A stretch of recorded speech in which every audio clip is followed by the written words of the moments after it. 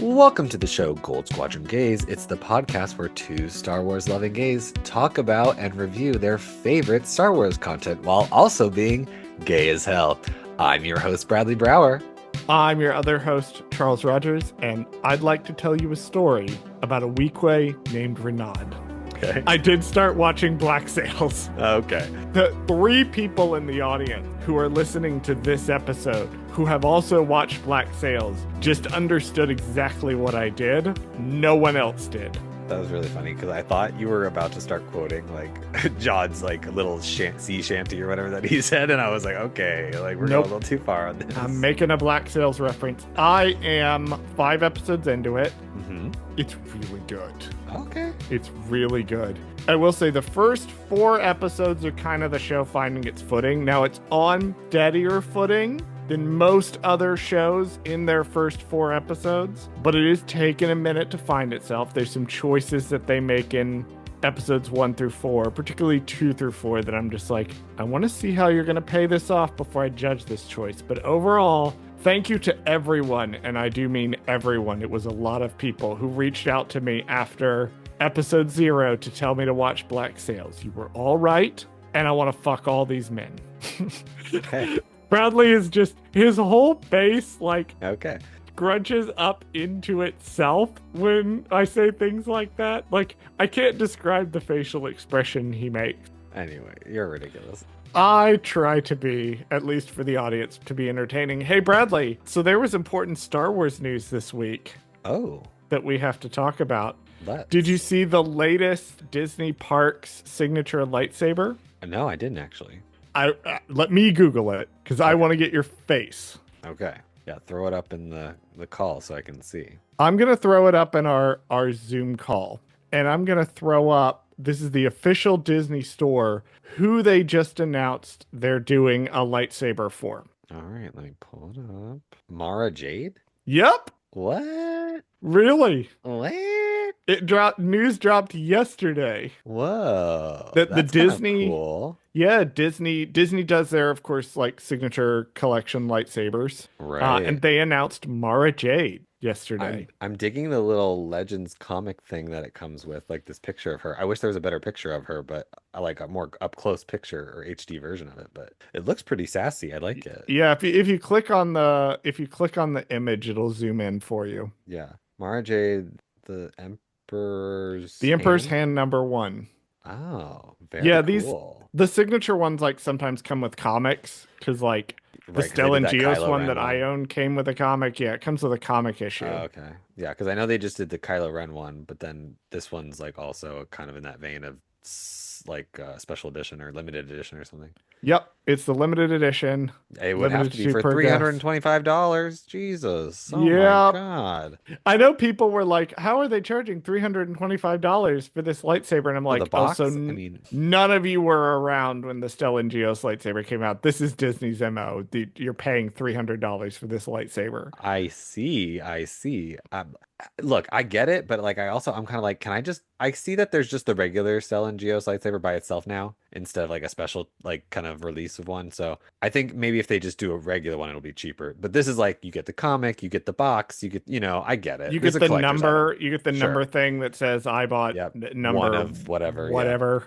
Yeah. Mm-hmm. Oh, it's on back order. Damn. Yeah, no. Mara Jade is a very popular character. People like her a lot. That's why I keep saying, like, why don't they bring her back? Like, because it wouldn't really work with the narrative. It would be complicated. I know. But it would be a whole thing. Maybe we'll get into a new age of Disney Star Wars where, like, we won't call it canon anymore, but, like, it'll be, like, it's just set in the universe at a different timeline or some bullshit. Like, it's, Marvel did the same thing, so why can't Here's my thing. I understand why Disney has been hesitant to do any sort of Legends stuff, that they're re-releasing it. They're fine with it. There's great love for these old books, and there's great love for these comics and games. You've got the new Essentials Legends collection that's coming out. They're redoing all of the audiobooks to get them up to date with modern standards. I do understand why in the decade after the new canon kind of started, they didn't really want to muddy the brand at all. I think we're now at a point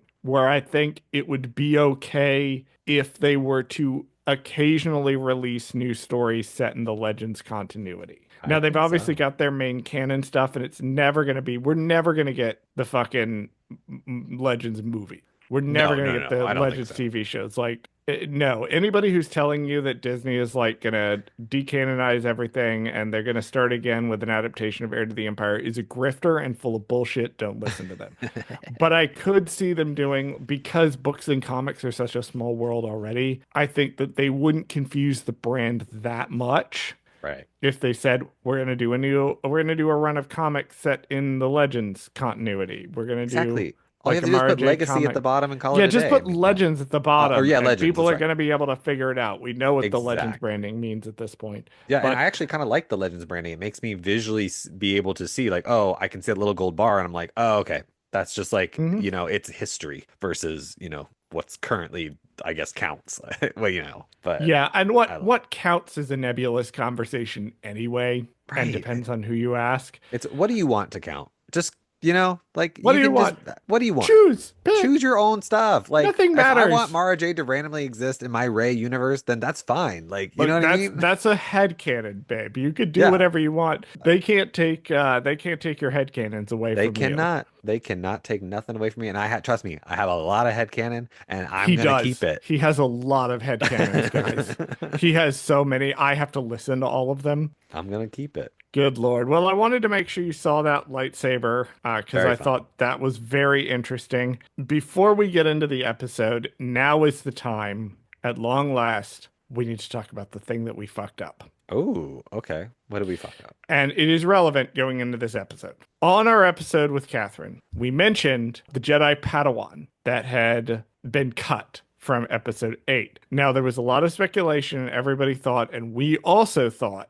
that this was supposed to be Jod's master, that we were going to see flashbacks to Jod. I was notified afterwards that that is not the case. On an exclusive interview on YouTube, they actually asked Christopher Ford about this. He's one of the showrunners of the show. And I'm just going to quote Wikipedia here. Quote, in an interview, Christopher Ford explained that he was aware of the actor, who's Yasmin Al-Masri, the actor's Instagram post, and the rumors surrounding the Jedi's role in this episode. Ford then continued that the character was not John Nanawa's master, but rather a Jedi shown in a hologram by the Supervisor. So apparently the Supervisor, like, instead of just saying the Jedi are traitors, broadcast like a hologram of a Jedi Padawan fighting clone troopers. Oh, okay. Yeah, because earlier on in the Oh, Wikipedia because I think article, somebody said, like, why does she have a Padawan braid if she's the master or something like that? yeah, and that's the reason is it was just a hologram of a Jedi that was fighting Fair. clone troopers. It just happened to be unfortunate that when he said his master was this woman or whatever, and then they were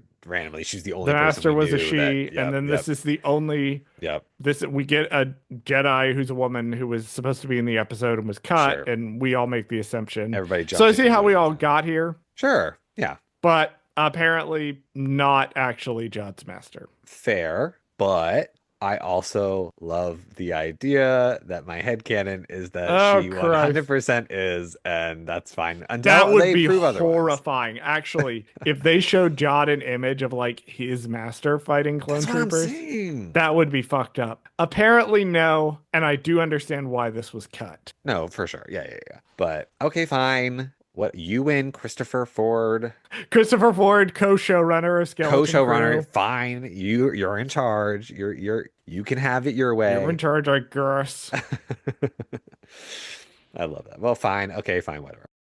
This week we're talking about Skeleton Crew, Episode 8, The Real Good Guys. A journey filled with adventure comes to a surprising end. Charles, what is one thing you liked about this episode and one thing you think they could improve on? One thing that I really liked about this episode was the action in it. It was a lot of fun. It was very, very viscerally fun to watch. It cuts in really well with the more dramatic stuff that's happening. So I thought that was pretty cool. One thing I would have improved on, this show did not end properly. This show fumbled the landing. And I don't mean the overall episode. I don't mean like this actual episode itself, because this episode is great. This is a great finale to the show. It fumbled at the last minute. I mean, literally the last minute, that it just sort of abruptly ends. And it badly needed something at the end of it. It needed an epilogue. It needed a denouement. It needed something to bring us into that landing. And it did not bring us into that landing, in my opinion. It just very abruptly cuts off. Bradley, what about you? One thing you liked and one thing you would improve upon. And then the next show, we can go back to something we disliked. Oh, wait, no, it's Andor. Good fucking luck to us. So to save us some time, we had the exact same. I mean, I'm Okay. not kidding.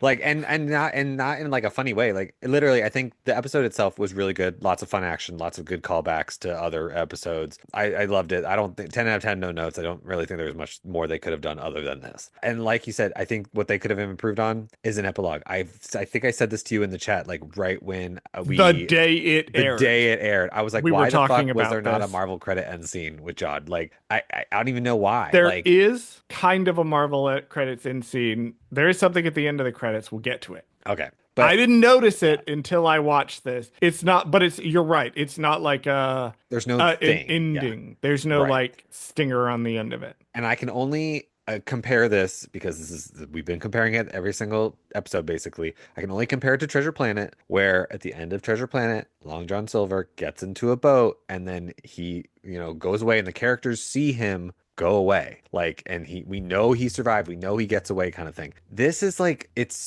too vague. Like he's in the supervisor tower, he does a weird little smile, but then that's it. Like it doesn't go anywhere, like nothing. And then also the kids just kind of walk off, like, and they don't, I don't know.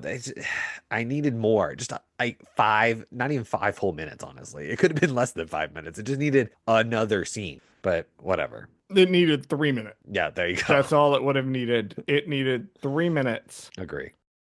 We begin with the parents thanking Jod for getting the children back safe, but Jod insists that the children's violations are serious and he has the droids confine them at home and monitor their behavior. He asks Fern and Farah to accompany him to meet the supervisor. At home, Wendell brings up the assessment to Wim, who argues that it doesn't matter anymore and there's more to life than the great work. During the argument, he almost reveals Jod isn't really a Jedi, but stops since the security droid is watching.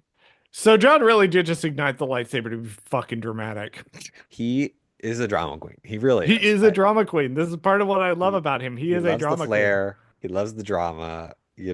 I also find it interesting that like I think it's Numa that they kind of first zoom in on during this. She doesn't seem to be afraid, or none of them really truly seem to be afraid of it. They kind of just seem like, oh, like in awe almost more than they're afraid. They all think he's a Republic emissary. Yeah, They all still think he's this Republic. They have no reason to be afraid of this guy. right. And you have to remember one of the things with the parents, and this comes up with the conversation with Wendell. One of the things about the parents is all of them, in some shape, or form, for their entire lives, have had absolute faith in the system of AT-AT. Why would they question anything?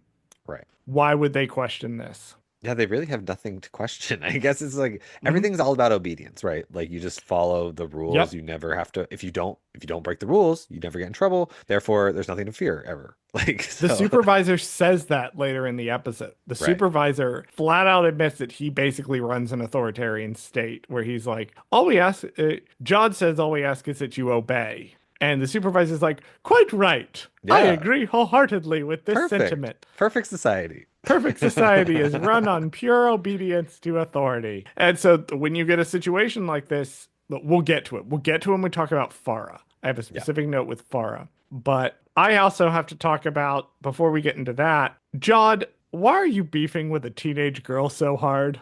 He he hates Fern so much and it's He so hates funny. Fern so much. It really is. And And she she hates him. hates his ass. She hates him right They back. have So beef. I love it, They have honestly. they have Kendrick and Drake levels of beef Oh, between they these two, really do though. especially in this scene. Because the whole reason she winds up in the supervisor's tower is because she has to throw a little comment at Jod. She has to snipe at him, and he's like, "You're coming with me." He's like, you know what? Why don't you come meet the supervisor with me? Because you can learn a thing or two while we're there. Uh-huh. God, they're so funny. They are so I funny. really love their dynamic.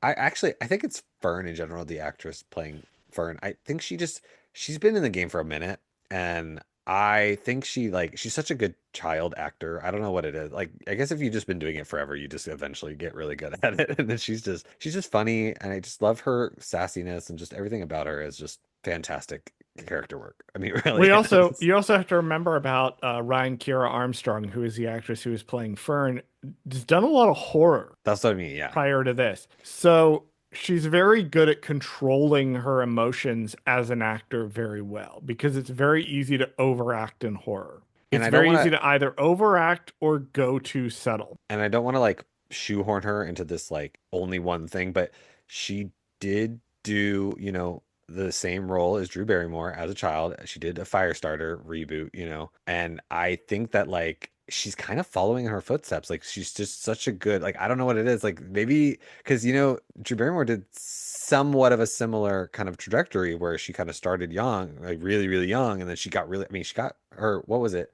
Her best actress award like at like 7 or 8 like Yeah, it was a she was very surprisingly young, young yeah. thing. So I could see this girl doing a very similar trajectory of those footsteps of Drew Barrymore because she has the chops for sure. Oh yeah, she is matching Jude Law, veteran actor Jude Law. She is matching beat for beat And without. Jod is, I mean, Jude Law's really good as Jod, but I don't know, the kids really shine in this show. I Oh mean, yeah, I don't want to say they're out acting him, but they they're do on give his him a run. level. They do give him a They're run for on his his money. They level. really do. Yeah, like the dynamic between them and Jod has been wonderful the entire show. It has been fantastic. I love it. And a lot of it comes down to the actors. The actors have a lot of really good chemistry with each other, and they have a lot. You can tell that they work really well together as actors. I just have to laugh. The home cooked meal bit is so fucking funny.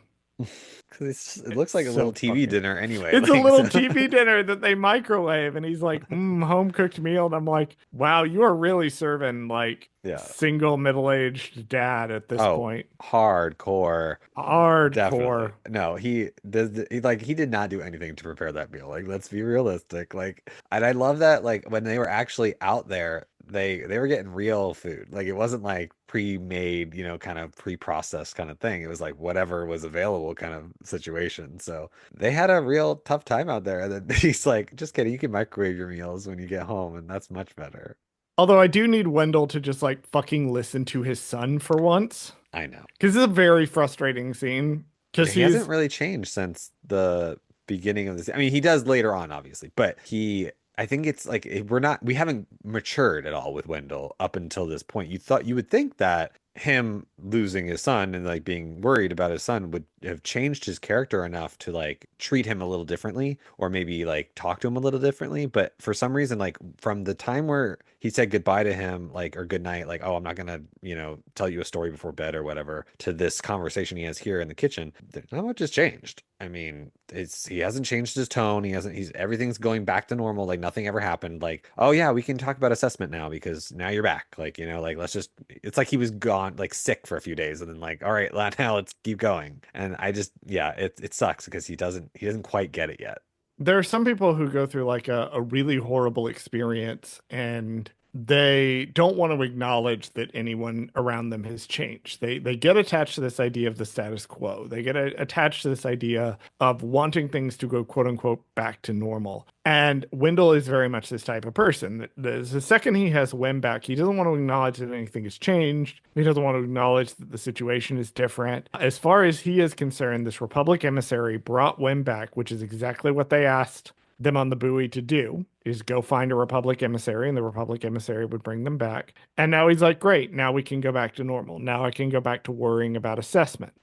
This thing that it matters so much to me in my society. And Wim has changed fundamentally as a result of the journey that he's been on. And Wendell even says at one point, like, didn't you learn your lesson from your little space joy ride? Like he's dismissive of it. And he's also like, the lesson should have been everything is fine here. You need to drop this whole adventure thing. He also mentions, like, when he was Wem's age, he had the same thoughts, like, I'm going to go off and I'm going to have adventures and things like that. And that never happened for him. And so it's a way to cope as well with his own, like, the fact he should have listened to Wim in the first place. And he just doesn't want to acknowledge that. He doesn't want to acknowledge that there's any flaws in the system. He doesn't want to acknowledge that the status quo may not be sustainable anymore. And that's part of the thing too, is like maybe the status quo was fine for years and years and years and years. It's not sustainable anymore. And it's abundantly clear that the cracks in the system are starting to show. I really wish we would have gotten, I know this would have like drawn out the show too much and it would have been like not a great idea, but I really do wish we would have gotten some kind of idea of what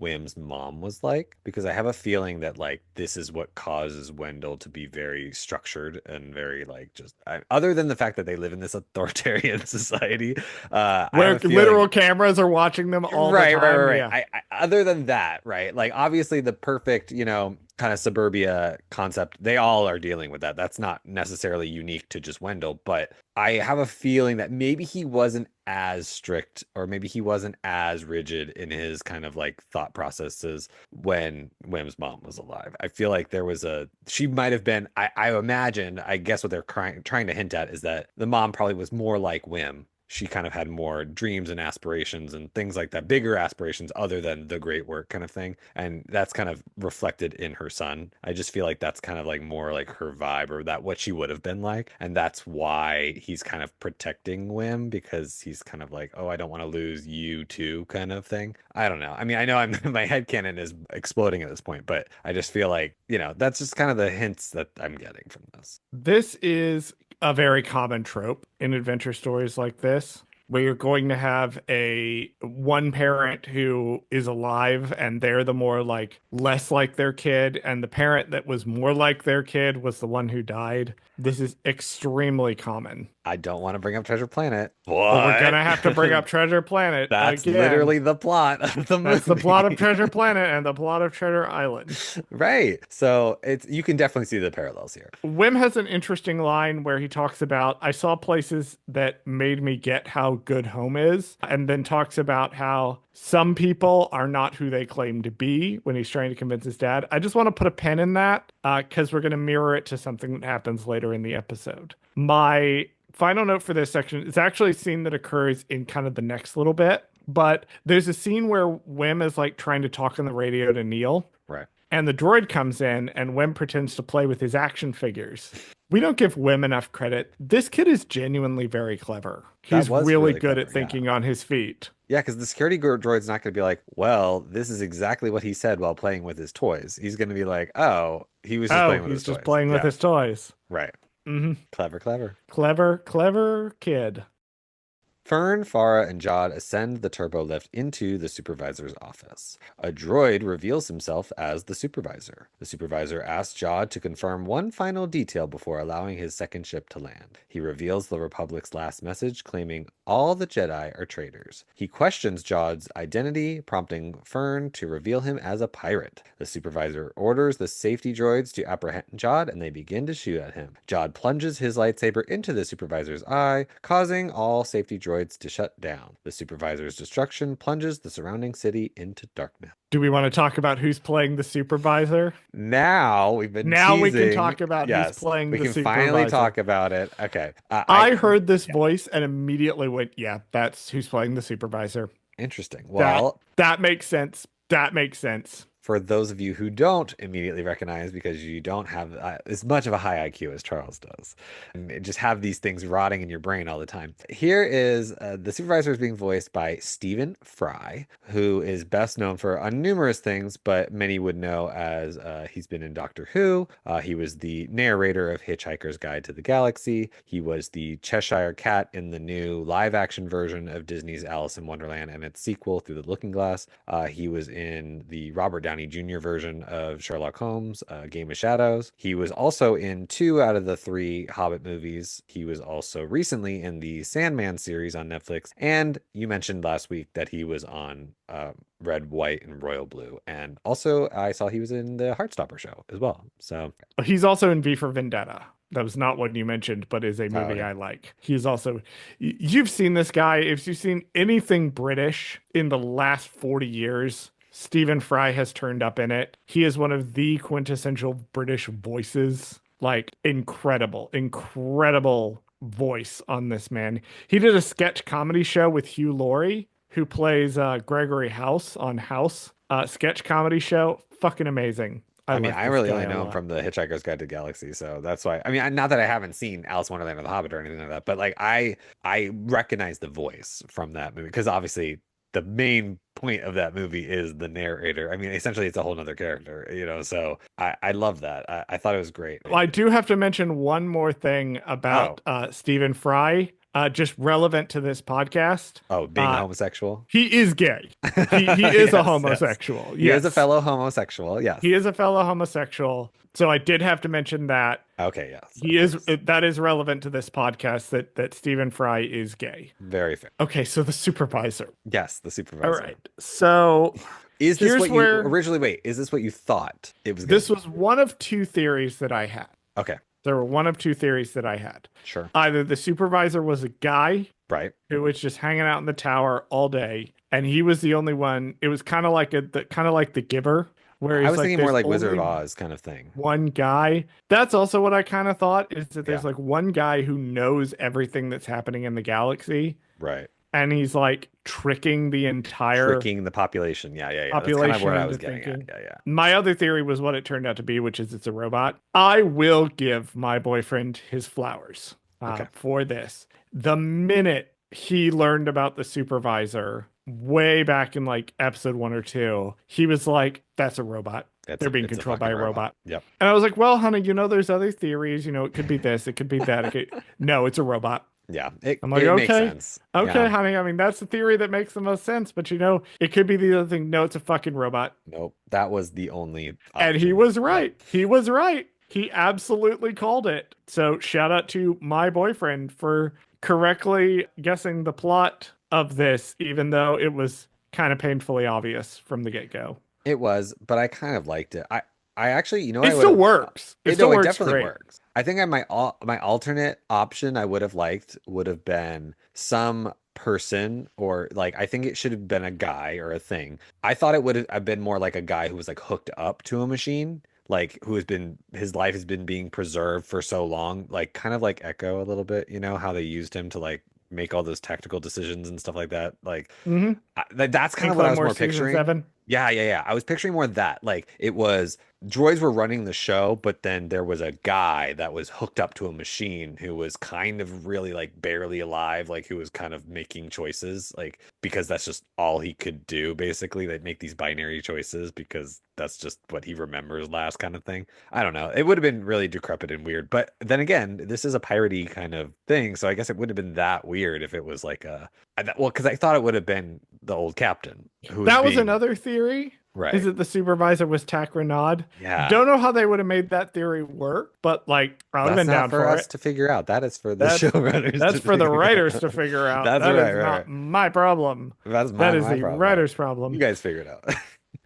Speaking of the writers figuring stuff out, I will say very, very quickly, the supervisor has a line where he says he's been watching Fern and Farah, quote, with great interest. It's a little nod to the end of The Phantom Menace. Mm, But speaking of nodding to the original movies, we need to talk about this timeline twist to okay. where I had thought for the longest time that At-Aten had been lost a while back, Right. far enough back to become a legendary treasure planet. And no, At-Aten was only lost about 30 years ago. Which is strange, but yes, I mean, if the last thing that they know is that the Jedi are traitors, then yeah. And honestly, I would have told you this doesn't work before last week.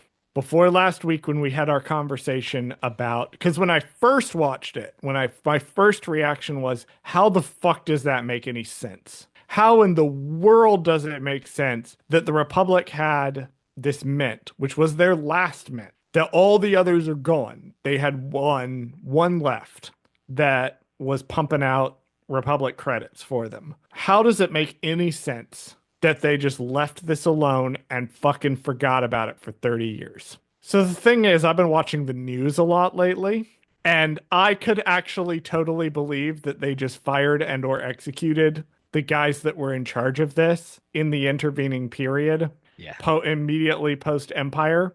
I Yeah, do believe that they were incompetent enough to lose an entire planet that I makes their think met so. because they fired and or murdered the guys who were the Republic emissaries that knew where the planet was. Right. And correct me if I'm wrong, the at Akron also had satellites in the sky, but they just were not working, correct? Like they would have Right. also had a maelstrom covering their planet, but it was the That yes, barrier was down.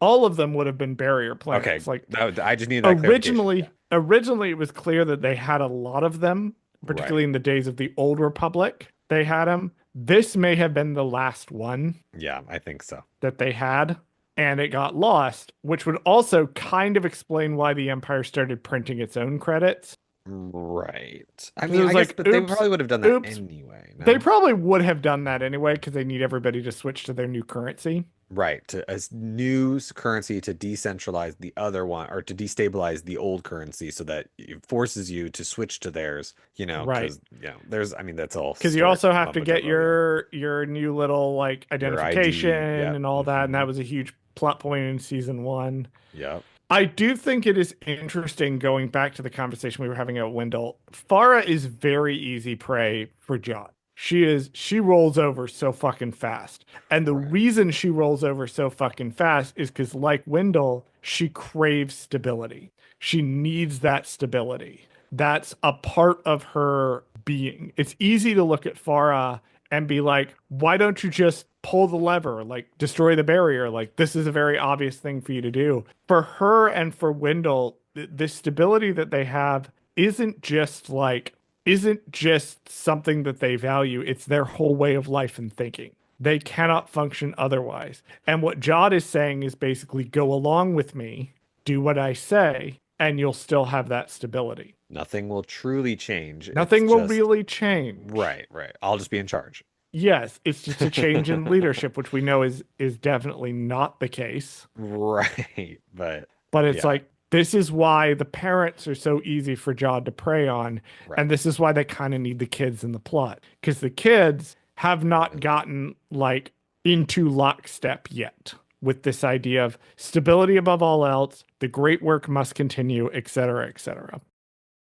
Jod enlists Farah to help him land his ship. When Fern warns her mother not to trust him, he threatens her life, convincing Farah to comply. Jod messages Gunter telling him to begin the invasion. Wim, realizing the droids are down, confesses to Wendell the truth about Jod when the pirate frigate approaches the town. They begin bombardment. KB and Neil arrive on hoverbikes to devise a plan to call for help and ride off with Wendell trailing. The pirates round up the townsfolk, and the children and Wendell encounter two pirate airspeeders led by Vane, who shoot at them from above. They temporarily lose him in the woods, and while traveling through a large building, Neil falls off his bike but urges the others to keep going. Wham and the others escape aboard the Onyx Cinder. Well, they escape to the Onyx Cinder, and also I forgot that the Fern Farah stuff is in this section, but oh well, that's okay. We That's fine. move on now because now it's an alien invasion movie. Well, I was gonna say this is a long section in its own. I was trying to like kind of keep it whatever, but it's like literally the pirates attacking is this whole scene, Now it's an alien invasion. Well, again, Yeah. it's going back to those 80s movies. It's going back to all of the stuff that was there. This has suddenly become like Close Encounters of the Third Kind. It's become Mm, War of the Worlds. It's become Alien. It's become Indiana Jones 4. This is an alien invasion movie. The way it's right. framed, the way it's shot, the way that you have the pirate ship ominously looming over the city before they start bombarding it. Like it's it, it's an alien movie It now. really is. I also love that Neil is in the bath again. This kid loves taking baths, honestly. Like Well, you know what? Same, Neil. I get this. he loves his spa treatments. Like, he's just very much like He you needs got to to taste. Yeah. moisturize. You know what? I guess it isn't that weird because they do have a different skin type, They have to they have probably very leathery skin. They have to keep it very moisturized all the time and smooth, so it makes a lot of sense. Speaking of things making sense, the plan that the kids come up with when they're in the garage, Yes. every single element of that plan was set up over the course of the last 7 episodes. So they've put together everything that they needed, they were provided. There's nothing that just comes out of nowhere. There's no last minute MacGuffin. Every single thing that they will use, that the kids at least will use for their plan, including the stuff they have to improvise, like the turbo laser, was shown to us in previous episodes. That's good writing. They didn't have to invent something at the last minute. They spent 7 episodes going, here's all the pieces, and now this plan is putting the pieces together. And even the stuff that the kids didn't plan for shows up, was mentioned in previous episodes. But fucking biker kid shows up so that Wendell can steal his bike. Yeah, The that was random literally a fucking random biker thing. kid Yeah, from episode 1, right, the random fucking biker kid is watching, and he's there, and he doesn't come out of nowhere because we right. already saw him in He's episode already 1. established. Yeah. We know who he is. That's why he had that weird ass scene in episode 1. Yeah, I guess I never thought of it that way, but like they set that up that his like he had a bike that could keep up with her or slash better than her. You know what I mean? Like there's so many little things Yeah, they added they, in. they they did a lot of work to like make sure that by the time you get to episode 8, you have been provided every single thing that the characters are going to need in order to Right. make it out of this situation. We've been provided the bikes, the trail. We provided the other bike for Wendell. We have been provided, like, we've been told over and over again that everything routes through the supervisor's tower. We have even known what Wendell's job is. Wendell's job is important to this Wild. plan. My next note is, and now we're doing the speeder bike chase that every 90s kid imagined they were having on their bicycle. Because I totally did imagine my bicycle was a speeder bike when I Okay. was growing up in the 90s. I like it. Quote StarWars.com trivia guide here. Quote, the hover bikes making the jump over the canyon is a nod to the bike chase sequence in E.T. the Extraterrestrial. I End quote. I thought so. Yeah. That's why that scene is there. Of course. I'm I surprised they all didn't even have like a long shot of them in front of the moon and like doing all kind. I mean, it's like quick, but like I It would feel have been a like little much. yeah, I know, The but beauty of the show is that they pay homage to things without just doing straight up references. can you imagine if one of them was wearing like a red hoodie of some kind and then it was just like, all right, like let's relax. Like Let's relax. But the show never goes that far. right, I right. think that's part of why like the Jedi was cut from the supervisor's tower and things like that is the show knows when to pull back. The show never points to something and goes, "Hey, we're doing Treasure Island." Like Right. It's all like vague. Yeah. Captain Silvo is a very obvious reference to Treasure Island, but they're not pointing at you and going, "We're doing Treasure Island." If you don't know who Captain Long John Silver is, it still works. I also like Wim shouting back to just trust KB because it goes back to episode 6. And when to his dad, he's like, just trust KB.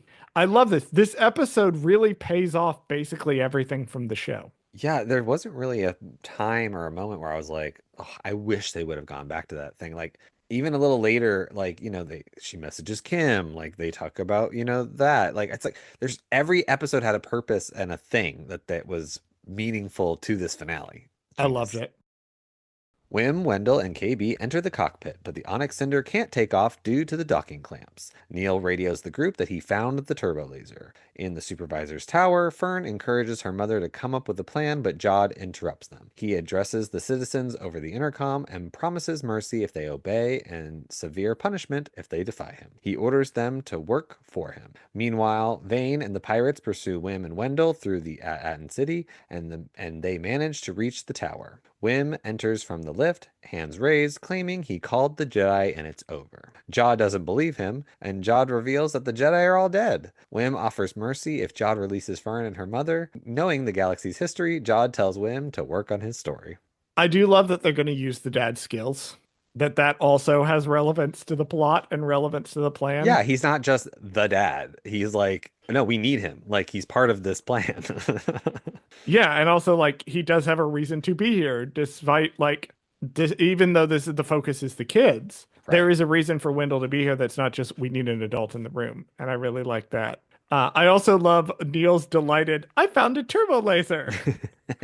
Neil with the So turbo cute. laser was not on my bingo card for this finale, but it's perfect and Though it should have glorious. been because they teased us. They teased us. They set it up. They set it up and we didn't think about it. Listen, here's the thing about stories, right? It is okay if you predict where a story is going accurately. This is a lesson I think a lot of 2010s films needed to learn. It's okay if your audience figures out where you're going 30 minutes into the movie. The journey is what's important, not the twist. I should be able to watch a movie having previously read or a TV show, knowing how it ends, and still be able to enjoy it. I want to talk about this little scene that Fern has with Farah in this moment, where remember how we said put a pin in what Wim said, where he was like, everywhere, like we went places and everything made it seem how good it is here, and also all of that, like it's a much more negative one because Right. you're trying to convince his dad. Fern has the opposite. She has a wonderful little bit where she talks about everywhere we went, even the worst places, there were good people too. There are people that were doing the right thing. We have to do the right thing. It's great. I love the journey that these two have been on over the course of the show. Yeah, it really shows you the difference because I think Fern is now, I don't want to say she's more of a confident leader, but she's definitely more confident in herself. Like, and she was pretending to be confident earlier, if that Right. makes sense. Now, because she knows that people can help her when she needs it, she's more confident in herself. She's also not afraid to ask for help. Right. But Fern back in episode one, two, and three, she would not have Wouldn't have asked asked anybody. anyone for Right. help. Exactly. And now she is. And also, like, she and Wim have come to this sort of understanding. I have to move ahead to my next note and talk about the utter fucking bullshit scene Oh, yes. where where Wim's Wim tries to solution, take over. Wim's solution to buying time is to just tell a story. Tell the most ridiculous story possible and keep Jod focused on how completely he is full of bullshit. And then Byrne figures out what he's doing and proceeds to join in on the bullshit. After spending the whole show dismissing Wem's stories were a key part of how they win. And I love I that he took that love over that from her too. so Like much. she originally, remember, she was the one who was the bullshitter. Like she was like, "Oh, they keep kids locked in the basement, and they put them to work in the mines or whatever." Like she was the bullshitter in the beginning, and it's funny that he was just like, I "This is didn't my even version." realize that. Yeah, because she goes along with him too. Right. She's like, "Oh yeah, yeah, yeah, yeah. We found the crystal of the kingdom, whatever." The Like Crystal, the founders, the whole the Jedi army's he's coming. like, "Yeah, you would only know that if you found the crystal, though." Like It's we found perfect. it in a mountain in It's a a perfect cave. scene. Yeah. It's one of those Oh my scenes that's God. hard for me to talk about because like it's hard to talk about good comedy No, it really is though. Like because it's it's hard so to say funny. something funnier than the actual. This scene is just so funny. It's funny, They it's nailed it. tense, it's perfect. Although, unfortunately for Wim, you gotta know the history of the galaxy to bullshit. Unfortunately. Well, see, the point was just to keep Jod focused on him. Wendell manages to activate At-Atten's power systems, allowing KB to break the ship free. Gunter orders the gunners to shoot down the Onyx Cinder, but Neil attacks the pirate frigate with a turbo laser, escaping before they destroy it.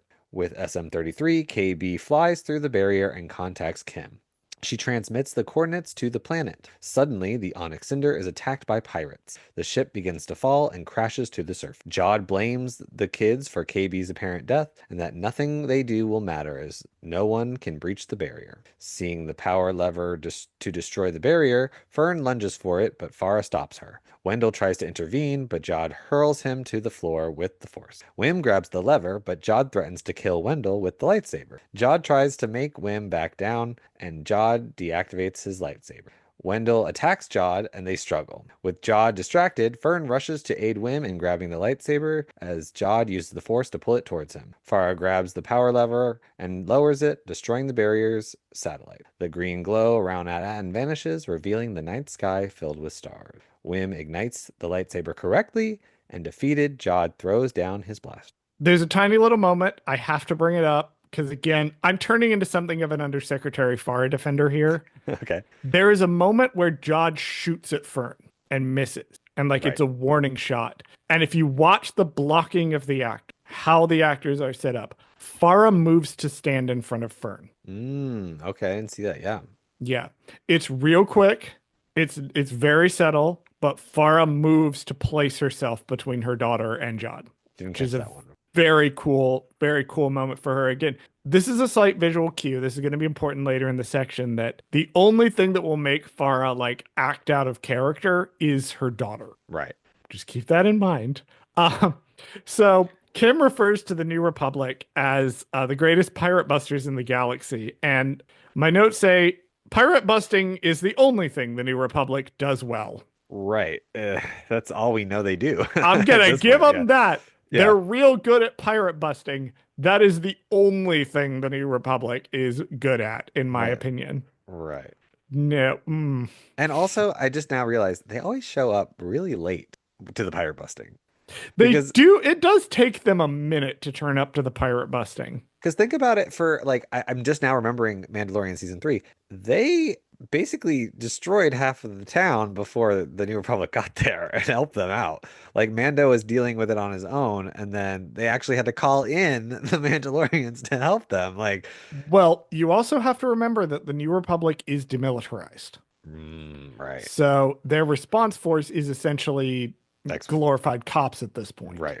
It's just That that's it. they, because of the demilitarization efforts, and this will probably be important in Ahsoka season 2 and Heir to the Empire, the Republic's demilitarization efforts that we saw a little bit of in Mandalorian season 3 Right. means that they are slower to respond to things. So they're good at cleaning up pirate, but it takes them a minute to get Takes them a there. second. Yeah. Then they drop KB out of the sky, and it honest to God looks like they might have just killed a kid here for a second. My only thing about that was I there knew was they no, wouldn't. I know. There's My no thing was like little explosion, there was but no explosion. Like I yeah. needed that. Like there was a little like puff of smoke or something, but like I don't think it was like they needed like an actual explosion. Like and it didn't even have to be the ship. Like it just needed to be like a building that she crashed into or something like that. That or like some kind of like make just trick you into thinking they genuinely did it. But yeah, I mean I knew that they didn't. Yeah, It was we just all knew. We all right. knew I mean that come on. like Fern needed to potentially see KB die to Right. get her to the extreme point where she's like, let's just fucking destroy the barrier. Right. And then Wim, God love him. She looks at Wim and she's talking about destroying the barrier. Wim is immediately all in. Yeah, he's like, okay, He's like, I don't need to question this. I am all in on this. Let's just destroy the motherfucking barrier. Let's go. I love it. Because Well, that's because he that's will who he is. follow. Well, also, he will follow Fern's lead. She has made the decision that the barrier needs to come down to get the New Republic ships through. Right. That's that's what Wim's going to go with. That's the plan. Yeah.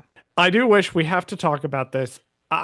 We can finally say I do wish we had seen Jod's backstory. This is where it needed to be. This is where it needed to 100%. be. I wish we had flashed back to it either at the start of this episode or here. Because Yeah. for all Jude Law's acting is killing it. And his acting is so good that it does sell this moment. This moment doesn't not work. This is just one of the cases I wanted to see this. I agree. 100%. It would only enhance his performance, I think. I don't think it would have taken anything away. If anything, like his like what he's talking about, he kind of talks about, being in the gutters and, like trying to get food and stuff. I really wish we would have just cut to him like we could see that and then him voicing over the flashback. Or just have a little brief flash of it in between his lines of dialogue when he pauses. Okay, that's true too. Then Yeah, we like don't just lose any of his acting. right, you cut him, intercut him, going back You and forth between intercut him. him. Yeah, Mhm. I agree. That also would have worked too. And I mean, obviously, I think it would be good, but I also obviously selfishly want just to see Inquisitors killing his Yeah, master in front of him. so Like, let's talk about that actually, because little unclear as to whether or not he's telling the truth in this story. sure. Because there's a big fucking problem with his story, if you're familiar with the Inquisitorius at all, which is why is he alive? Because Jod doesn't say like, oh, they killed my master. Right. They let me, I escaped. No, he says like they made him Made watch. him watch, right? And then left him alive, which And they then left don't him do. alive, which is not a thing Inquisitors or Purge Troopers or anyone that works for the Inquisitorius Right. does. My only The big old problem with his story there. Yeah, I don't know. I mean, unless, I guess it just depends on who the Inquisitor is too. Like if they were just feeling some type of way. I mean, they all kind of do their own thing sometimes. And I mean, for the most part, they, do the rules, but I guess like, I don't know. I guess it depends on who it was. If it was like somebody that we know that might not have wanted to kill children, that was more You're into just, struggling to find somebody other than Barasafi. I know. That's what I'm trying to say is that Barasafi is the Barris only was the one. one Yeah, that I know. maybe would have let a kid get away. I have a None of the feeling, others. yeah, that They was it. fucking murder a baby in the Vader comics. Yeah. They are not gonna let this kid get away. I'm gonna go with then it's got to be Barris. I don't know who else it could have It's been. either got to be Barris or Jod is lying about part of this backstory. I True, think he's telling the truth that he got to an trained extent. by a Jedi. Right. I think that Jedi did get killed. I think he is misrepresenting the circumstances of how that happened. Yeah, And because I it may guess be that yeah. he's lied to himself so much that this is the hmm version of the story he believes. That, or I could also go with the fact that like they didn't know that was she was or he was her Padawan or whatever. Like he could have just been the local village kid or whatever that they just, that was she was protecting, because I guess that's, the Jedi were protecting people and like whatever. And so he made all the townspeople watch as they killed her in front of them, kind of thing. He probably wasn't the only one there at the moment, is what I'm saying. Like, so yes, they killed her in front of him, but it wasn't just to him specifically. It was to the townspeople to make an example out of, because They I also think they do do that. that. They Right. do Because that I in think that was Obi-Wan in the Kenobi. Lynn one, right? So that was in Tales of the Empire, Right. the Lynn Lin did that. episode where she Right. she slaughters a town full of people, Right. and also like But then she also in killed the people, Obi-Wan Kenobi, they kill the Jedi in episode That's more, one and maybe that's more string like him what I'm up. thinking of. String them up. Yeah. They That's more string like what him I'm up thinking. as a warning. Yeah, because Yeah. I guess Lynn destroyed the rest of the townspeople, but Barris kept the one kid alive, which was like, okay, yeah, interesting. Who I knows? also I want to talk about the scene where the barrier comes down. I think it is important that it has to be the parents that do it. Okay. And I think specifically important it has to be Undersecretary Farah that does it. Hmm. Because throughout this whole show, Farah has been not only a willing participant in this system, but actively propping it up. Right. She has been the one that has been the most insistent that the system works. We just need to trust it, even trickling down to the other parents, because the other parents are like, they are in favor of this AT-AT system. Even then, like they are questioning, they are distrustful. They're trying to get this thing out of the barrier, which Farah does end up participating in. She's the most like one that needs the most convincing. Right. And so I think it is important that she destroys the barrier and she destroys it because Fern asked her to. I think that's just a really important moment for the character. No, for sure. Hey, Wim knows how to hold a lightsaber now. Well, you learn from your mistakes, I guess. So, Yep, he's figured out which side is the emitter. Good job, Wim. Cool ass shot of Wim standing there with the lightsaber and Fern next to him, and they're facing down Jod.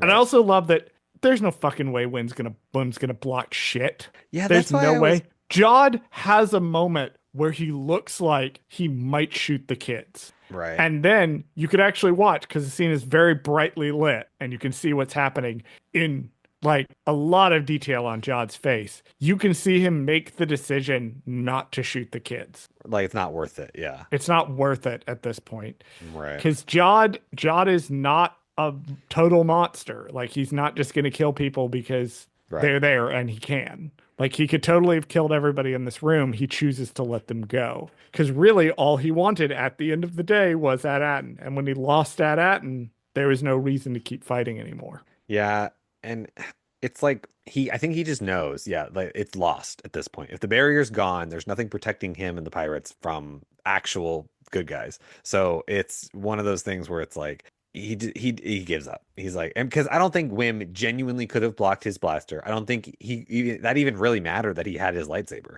I think he could have easily overpowered all of them and just been like, okay, whatever. Like, it's not a big deal. But he gave up really in that moment. My final note for this section, I do wish this had landed a little bit better. I had to really think about it before I realized what was going on. That the people of At-Aten have never seen stars before.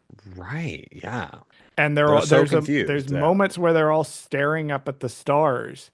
And I don't know if it's missing a line of dialogue or something here, but thinking all the way back to the end of episode one, when the kids see stars for the first time. And now the whole planet is seeing stars for the first time, Right. which I think it works. It could have been stronger. Hmm. This could have been a bigger moment.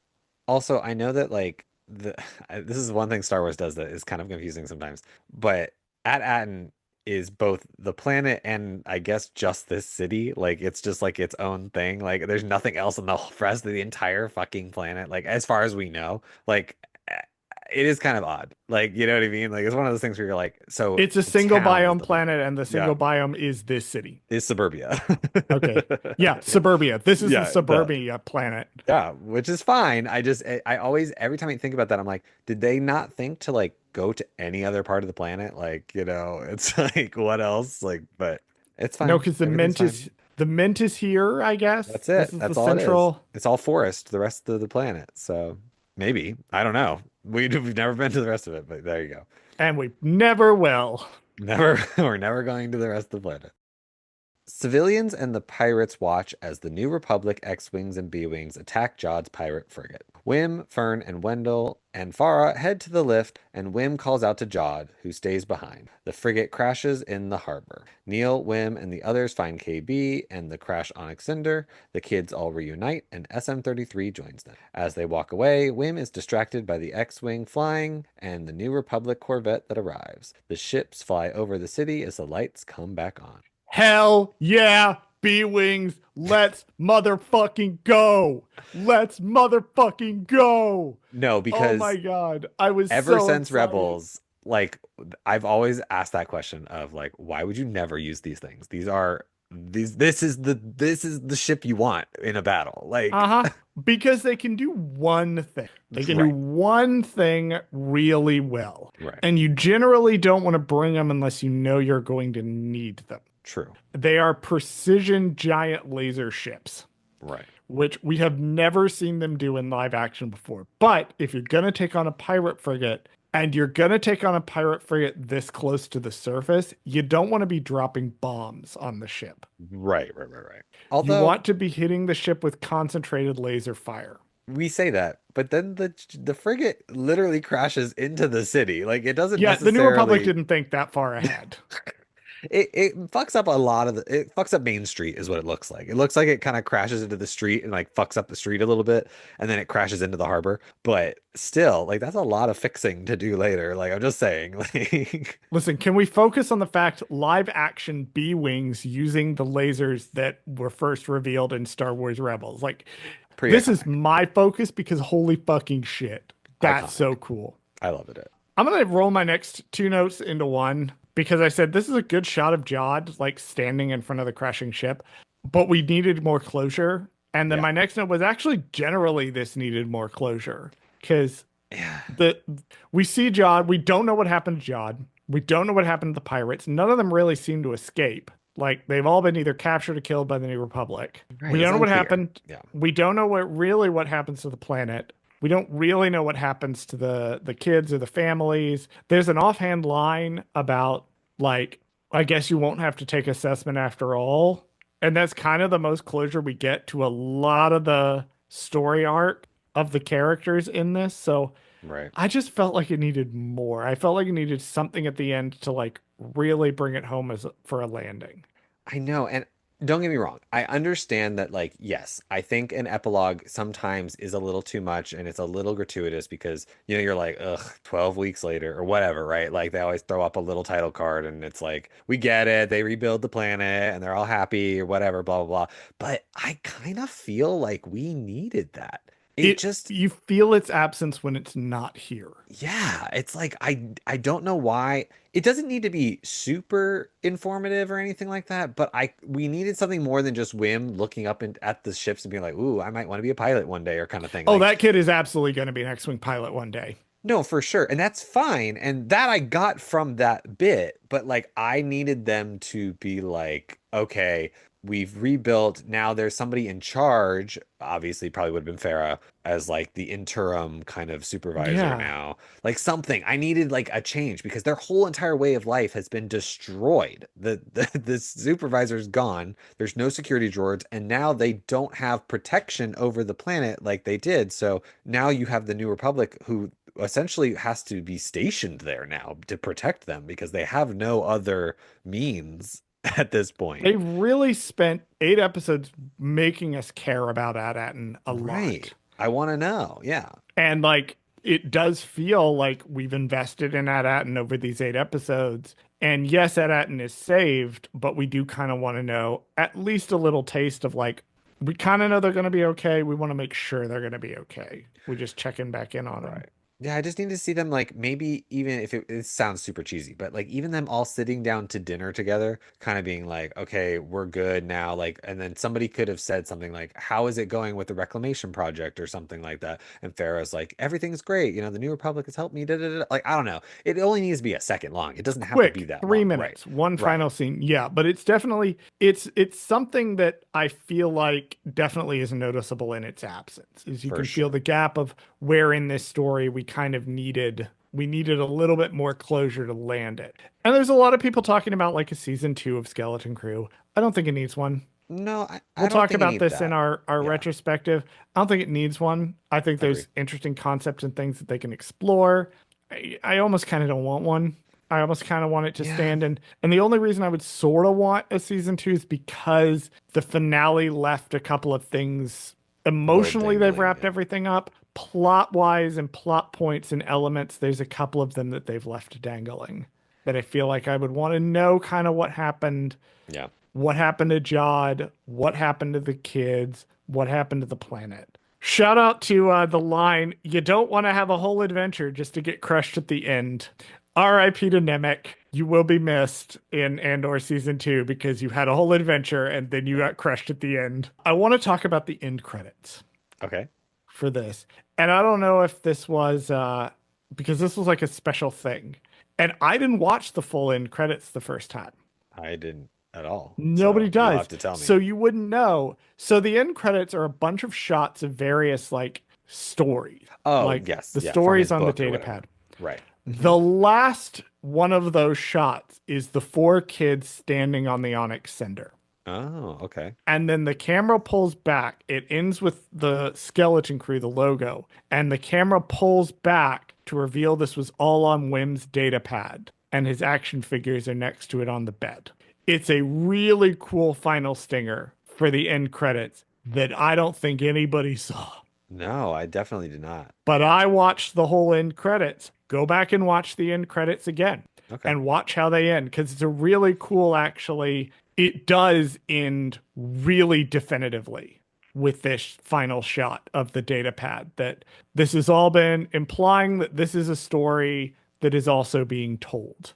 Right. That, like Wim's Great Jedi Adventures, like the great stories of heroes of legend, this is yet another one that has been told and it has come to its end. And I love that yeah, shot. that's really good. I guess if you know, if they really wanted to make it definitive and they were like, okay, we know we're not doing a season two kind of thing, I could have seen a world where there was some kind of time jump where Wim's an adult and he's telling this story to either his kids or like a young boy or something like that, being like, you know, you can have adventures too, kind of thing, like I did, you I know. I think we'll see Wim again. I think that this chapter of the story is definitively over. Oh, for sure. Yeah, yeah, I think that we will definitely see Wim, At-Atten, Fern, Jod. We will see all these characters again. yeah, and we'll talk about it more in retrospective, but I think I would like to see a little bit more, and what I'll like to see a little bit more.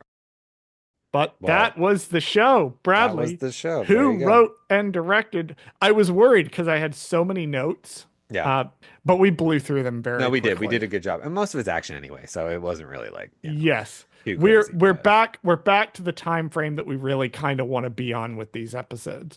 But hey, Bradley, who wrote and directed this episode? so this episode was directed by John Watts and it was written by Christopher Ford and John Watts. So there you go. That We was, know who these people are. we know who they are, you know, that saves us some time, but they got to do the finale, which was, it made sense and it was nice that the showrunners got to do the finale. So there you go.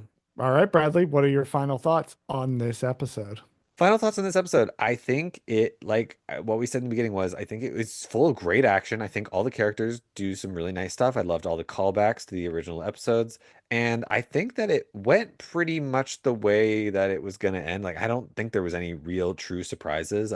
Thankfully, we've talked about this before. There was no like random cameo thrown in the final episode for no reason whatsoever. You know, Hondo Onaka didn't show up randomly and was like, I'm the Pirate King or whatever, you know. C3PO doesn't waddle off of the Corvette at the end. Exactly. So We there was know no from looking surprises. at the Corvette that that's a real Republic emissary, but yes, C3PO doesn't waddle off. Right. So thankfully we didn't get anything like that. I think it truly would have been distracting. As much as I would have loved something in the like of an epilogue type, I think that throwing a character like that in would have been weird. I could make an argument for Zeb maybe just because that's what he does is he has the commandos and he's like, kind of flying the X-Wings and stuff like that. So I could make an argument for him showing up and it wouldn't be that distracting, but I'm glad that we didn't get anything too crazy. And other than that, I just think that, yeah, I did need something, just something else at the end. I don't like the ending of them just kind of walking away and then zooms up into the sky. Like, I needed an epilogue of some kind. I don't know what that kind would be. Even if it was just fucking Neil talking to the girl that he likes and asking her out now that he has the confidence, like, that would have been fine as the ending. Like, something like that. I don't know. What about you? I agree wholeheartedly with you. I think that everything in this finale was perfect as a finale to the broad overarching story we've been telling. Because we're missing the epilogue, the ending kind of staggers a bit on the landing. But generally, overall, this finale was excellent. It used everything we've set up for 7 episodes. It brought the story to a satisfying ending. It brought the parents' character arc to an ending. It brought the kids' character arc to an ending. It was really good, and I liked it a lot. All right. Next week, we are going to be talking about Skeleton Crew again. We're doing our retrospective. So we're looking at our entire retroactive experience with Skeleton Crew. Then we're going to take a week off because life happens. And sometimes you just got to take a week off the show. We will be back after that with a two-parter that is relevant to Skeleton Crew that we decided we needed to do something light in between Skeleton Crew and Celebration. So we picked this two-parter and then a third one before Celebration that we had on the calendar, but I'm actually about to pitch Bradley an entirely different idea afterwards. So I'm not going to say what any of these things are yet because, like with our schedule, things are constantly changing. We try to schedule about 4 months in advance what we're going to talk about on the show. It makes me want to rip my hair out repeatedly. It's not going to be fun, especially after Celebration when they tell Especially us after Celebration. 90 different things that are going to happen and we're going to have to change our complete Please schedule don't. yet again. So Please just give me like one more live action show and like one animated show and like maybe a limited animation series like Tales of something. Give me something, but don't give me too much, I beg. I know. Alrighty. You can find a bunch of TV shows that Bradley has worked on, including Married to Medicine, the later seasons, The Circle on Netflix, Queen's Court, and I actually have confirmed, Bradley, that I am going to watch Temptation Island. Okay. And I am going to watch it with our friend Chris from Dark Side Divas. I can't wait for the scathing review. We are going to do a watch party to watch Temptation Island on Netflix when it comes out on March 12th. So, hey, two days after this episode airs, that's right, you can watch Temptation Islands on Netflix. You can find me on the Star Wars TTRPG actual play podcast for Light and Dice with Chris from Dark Side Divas as the DM, and that is set in the High Republic era. You can also find books that I write on Amazon and Amazon Kindle Unlimited for now.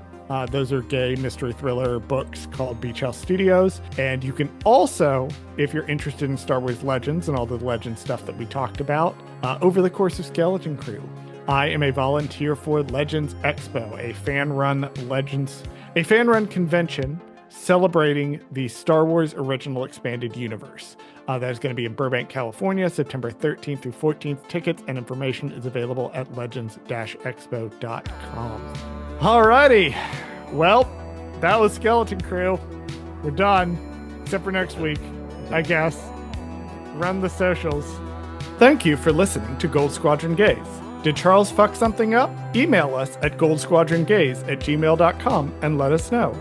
You can follow us on BlueSky, Instagram, Threads, and TikTok at Gold Squadron Gaze. Subscribe to us on YouTube at Gold Squadron Gaze, where we post full episodes of this podcast. If you like the podcast, you can also rate us and review us on your favorite podcast app of choice.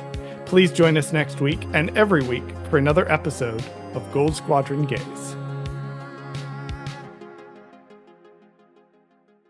Red, White, and Royal Blue, he's the King Charles equivalent. I didn't want to say it last week, but now I can just say he's the King Charles equivalent. There you go. He's the king. Which I will say does work a little better. This is one of the things I will give the movie points for. It does work a little better than it did in the book, although a lot Yeah. of things work kind of better in the movie than they did in the book, even though I didn't think the movie overall. We don't have time to get into my thoughts on Red, White, and Royal Blue, both the book and the movie.